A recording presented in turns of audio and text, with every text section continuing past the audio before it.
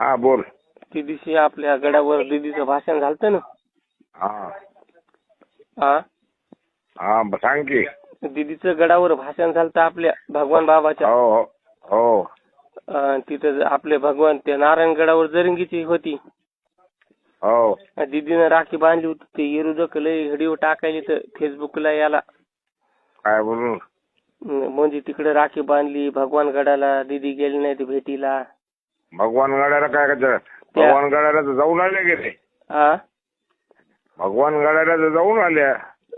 नाही दसऱ्या मेळाव्याला ती दिवशी जरंगी साहेबाला त्या जरंगी पाटला. तिकडे कोण माया घाल्या जरंग्याचा कशाला जायला रे. ती त्याचेच माणसं स्टेजवर ठेवून धक्के घाला पाठवेल का काय तिथं पोरीला. मो म्हणणं नाही सांगायला तू एक दिमाग घेऊन धक्के खायला पाठवू का तिथं पोरीला.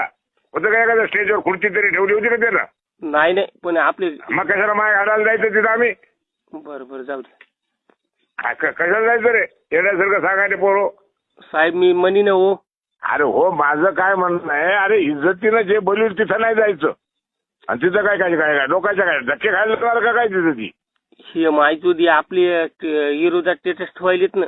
जाऊ दे विरोधातलं ठेवू दे. काही फरक पडत नाही त्याचा. काय फरक पडत नाही. करू दे त्याला. तू काय कर त्याला कॉमेंट दे ना शिव्या.